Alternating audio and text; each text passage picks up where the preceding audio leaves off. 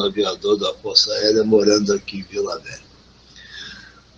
Ali, eu vi uma postagem sua acima, tá, com a sua preocupação que vai dar em pizza em função do novo presidente do STM, tá, que é o Tenente Brigadeiro Joseli, que eu até conheço o Joseli, né? Ele é de 2 turmas abaixo da minha na Força Aérea, tá? Eu fui instrutor para a turma dele lá na Academia da Força Aérea. Eu como oficial, eles como cadete. Eu lembro ali que o STM não é STF, tá? São 2 órgãos bem diferentes, tá? Enquanto o STF tem 11 ministros, né? O STM tem 14. No STM dos 14, 9 são militares, oficiais generais 4 estrelas, e 5 civis, tá? Já no STF, todos sabem, são 11 civis. Então, esse negócio de pizza por causa de presidente de Supremo Tribunal não se aplica, tá, ao STM, é bem diferente, tá? Lá o que se aplica é o respeito à Constituição, que são os militares, maioria lá no pleno deles, respeito à Constituição, tá? Então, esse negócio de dar em pizza porque o presidente foi piloto do Lula, o Joseli, realmente foi. Na época que o Lula era presidente, ele era piloto do Boeing, do Grupo de Transporte Especial. Mas isso não significa nada. Ele tem que honrar, como presidente, a Constituição, como todos os ministros lá honram, principalmente os militares.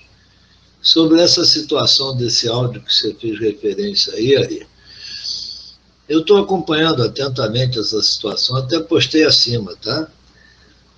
Esse advogado lá, procurador lá do Norte, entrou com essa peça na Procuradoria Geral Militar, tá?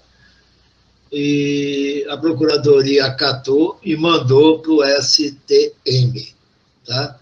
O STM acatou a denúncia, tá?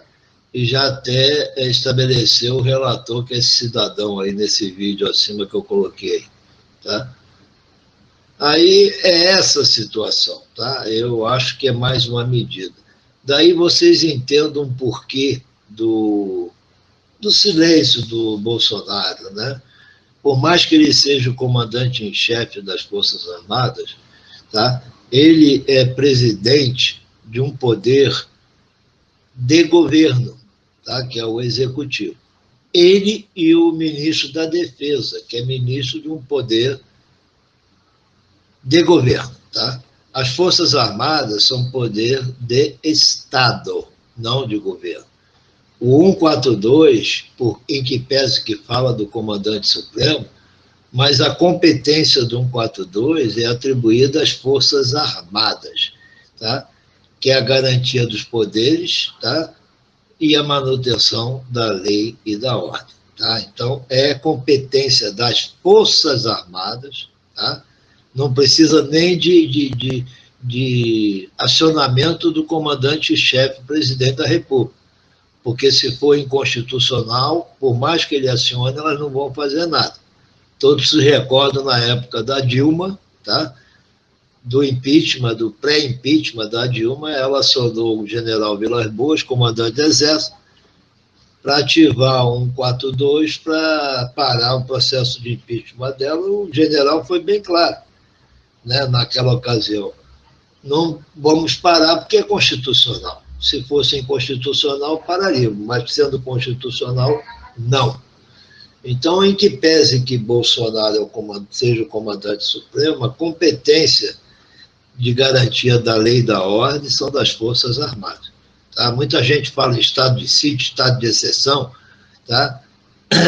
Estado de sítio, estado de defesa, intervenção federal, é quem não leu a Constituição. Esses 3 estados são estados de exceção no Brasil, tá? E todos os 3 precisam de aprovação do Congresso, tá?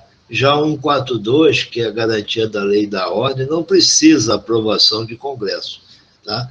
É intervenção federal, não deixa de ser intervenção militar, Não deixa de ser, mas não está previsto na Constituição intervenção. Tá? No artigo 142 diz tão somente competência. No ano passado, o general Heleno, numa coletiva de imprensa, foi questionado sobre isso. Como que as Forças Armadas atuariam para cumprir a competência delas de garantia da lei e da ordem? O general Heleno foi curto e grosso. Isso é da atribuição do ministro da Defesa, que é o comandante operacional delas. Porém, eu vou mais além, a atribuição dos 3 comandantes militares. Tá? Por isso é que a junta militar, em abril de 1964, a junta militar dos 3 comandantes assumiram o governo em 1964 e depois passaram para o eleito pelo Congresso, que foi Castelo Branco, que foi o primeiro presidente militar eleito pelo Congresso Nacional. Então, na minha opinião, tá? Bolsonaro está calado, porque a decisão agora está entregue às Forças Armadas. Porém, antes dessa decisão, tá? É importante que todos os meios legais sejam esgotados. E os meios legais hoje, tá? Não adianta meio legal do STF, tá? Meio legal da parte do STM, tá? Então começou a ocorrer, tá? O STM, que muita gente desconhece, nunca ouviu falar, né? E fica calado, começou a ser acionado e começou a atuar, tá? Então, eu defendo muito a situação do princípio da surpresa numa ação de guerra, tá? E nós estamos em guerra. Então, é muito importante que as pessoas que participam dos grupos aí, ninguém sabe de nada, porque o assunto está sendo tratado por alto grau de sigilo, que fique bem claro. Isso não é vazado. Então, quem diz que conversou com A, com B, pode até ser verdade, mas com quem conversou é narrativo, é hilariante essas informações que o povo publica aí. Então, o importante é realmente, tá, acreditar e confiar na competência dos estrategistas militares que estão traçando todas as ações a serem tomadas dentro de uma análise de estratégia de guerra, análise de situação, aplicação de um procedimento APA, aceitabilidade, praticidade e adequabilidade, que a gente aprende no meio militar, para identificar as ações possíveis para combater situações. Tá? Isso tudo já foi feito, já está tudo preparado. Tá? Agora, é aguardar o momento certo de disparar ou não. Tá? Que fique bem claro. Outro assunto que eu queria dizer aqui, que tem muita gente, não, já anteciparam a diplomação do dia 19 para o dia 12, e agora já tem gente dizendo que anteciparam para hoje. Eu estou morrendo de rir, eu quero que antecipe mesmo, já devia ter diplomado, porque na hora que diplomar, caracteriza o crime do STF, porque pela lei eleitoral, tá, não pode diplomar se houver algum assunto subjúdice. Isso, inclusive, está nessa peça desse procurador que deu entrada no STF. E também a peça do Partido Liberal, que deu entrada também, e o Alexandre de Moraes simplesmente descartou e ainda puniu, né, multou o Partido Liberal.